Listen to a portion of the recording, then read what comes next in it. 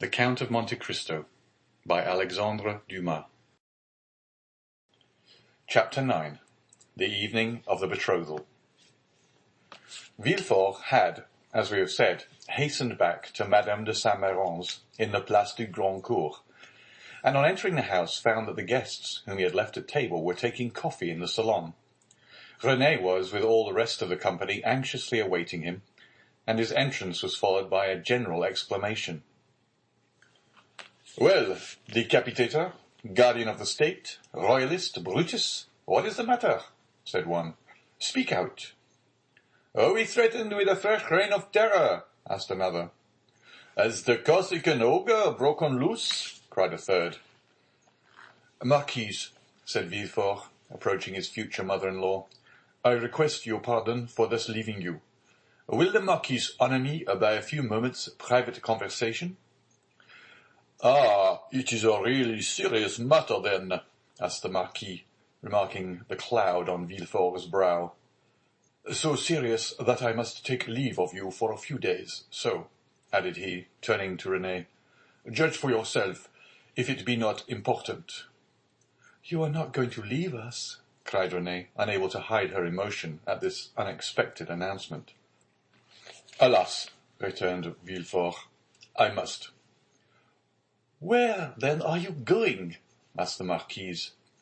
"That, madam, is an official secret, but if you have any commissions for Paris, a friend of mine is going there tonight, and will with pleasure undertake them." The guests looked at each other. "You wish to speak to me alone?" said the Marquis. "Yes, let us go to the library, please." The Marquis took his arm, and they left the salon. "Well," asked he, as soon as they were by themselves, "tell me what it is." "An affair of the greatest importance that demands my immediate presence in Paris. Now, excuse the indiscretion, Marquis, but have you any landed property?" "All my fortune is in the funds, 700,000 or 800,000 francs." "Then sell out, Marquis, or you will lose it all." "How can I sell out here?" "You have a broker, have you not?"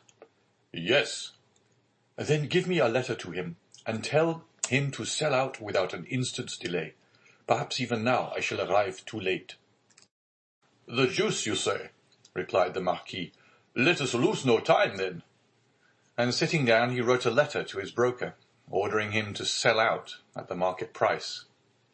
"Now then," said Villefort, placing the letter in his pocket-book, "I must have another." "To whom?" "To the king." "To the king?" "Yes." "I dare not write to his Majesty." "I do not ask you to write to his Majesty, but ask Monsieur de Salvieux to do so. I want a letter that will enable me to reach the king's presence without all the formalities of demanding an audience. That would occasion a loss of precious time." "But address yourself to the keeper of the seals. He has the right of entry at the Tuileries, and can procure your audience at any hour of the day or night." "Doubtless, but there is no occasion to divide the honors of my discovery with him." "The keeper would leave me in the background, and take all the glory to himself. I tell you, Marquis, my fortune is made if I only reach the Tuileries the first, for the king will not forget the service I do him." "In that case, go and get ready.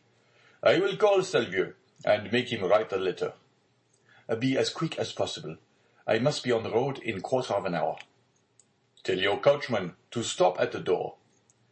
"You will present my excuses to the Marquise and Mademoiselle René, whom I leave on such a day with great regret." "You will find them both here, and can make your farewells in person." "A thousand thanks. And now for the letter." The Marquis rang. A servant entered. "Say to the Comte de Salvieux that I would like to see him." "Now then, go," said the Marquis. "I shall be gone only a few moments." Villefort hastily quitted the apartment, but reflecting that the sight of the deputy procureur running through the streets would be enough to throw the whole city into confusion, he resumed his ordinary pace. At his door he perceived a figure in the shadow that seemed to wait for him. It was Mercédès. who, hearing no news of her lover, had come unobserved to inquire after him. As Villefort drew near, she advanced and stood before him. Dante had spoken of Mercédès, and Villefort instantly recognized her. Her beauty and high bearing surprised him, and when she inquired what had become of her lover, it seemed to him that she was the judge and he the accused. "The young man you speak of," said Villefort abruptly, "is a great criminal, and I can do nothing for him, mademoiselle." Mercédès burst into tears, and as Villefort strove to pass her, again addressed him. "But at least tell me where he is, that I may know whether he is alive or dead," said she. "I do not know. He is no longer in my hands," replied Villefort. And, desirous of putting an end to the interview, he pushed by her and closed the door, as if to exclude the pain he felt. But remorse is not thus banished. Like Virgil's wounded hero, he carried the arrow in his wound, and arrived at the salon. Villefort uttered a sigh that was almost a sob, and sank into a chair. Then the first pangs of an unending torture seized upon his heart. The man he sacrificed to his ambition, that innocent victim immolated on the altar of his father's faults, appeared to him pale and threatening, leading his affianced bride by the hand, and bringing with him remorse, not such as the ancients figured, furious and terrible, but that slow and consuming agony whose pangs are intensified from hour to hour, up to the very moment of death. Then he had a moment's hesitation. He had frequently called for capital punishment on criminals, and owing to his irresistible eloquence they had been condemned, and yet the slightest shadow of remorse had never clouded Villefort's brow, because they were guilty. At least, he believed so. But here was an innocent man whose happiness he had destroyed. In this case, he was not the judge, but the executioner. As he thus reflected, he felt the sensation we have described, and which had hitherto been unknown to him, arise in his bosom, and fill him with vague apprehensions. It is thus that a wounded man trembles instinctively at the approach of the finger to his wound until it be healed. But Villefort's was one of those that never close, or if they do, only close to reopen more agonizing than ever. If at this moment the sweet voice of Renée had sounded in his ears, pleading for mercy, or the fair Mercédès had entered and said, "In the name of God, I conjure you to restore my affianced husband," his cold and trembling hands would have signed his release. But no voice broke the stillness of the chamber, and the door was opened only by Villefort's valet, who came to tell him that the travelling carriage was in readiness.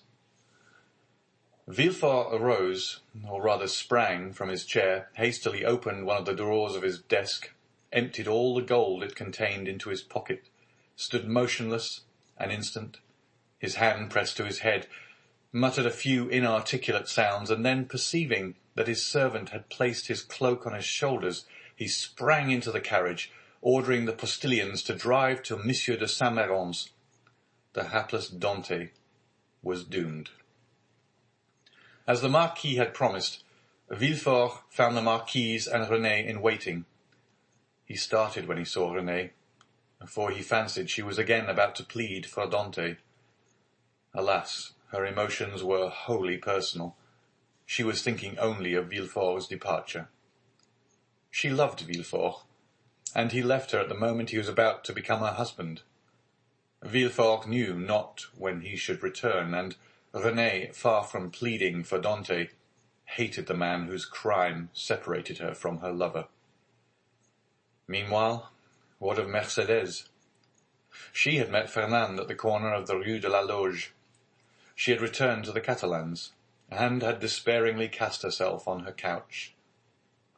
Fernand, kneeling by her side, took her hand and covered it with kisses that Mercédès did not even feel. She passed the night thus. The lamp went out for want of oil, but she paid no heed to the darkness, and dawn came, but she knew not that it was day. Grief had made her blind to all but one object. That was Edmond. "Ah, you are there," she said at length, turning towards Fernand. "I have not quitted you since yesterday," returned Fernand sorrowfully. Monsieur Morel had not readily given up the fight. He learned that Dante had been taken to prison, and he had gone to all his friends and the influential persons of the city. But the report was already in circulation that Dante was arrested as a Bonapartist agent, and as the most sanguine looked upon any attempt of Napoleon to remount the throne as impossible, he met nothing but refusal, and had returned home in despair, declaring that the matter was serious, and that nothing more could be done.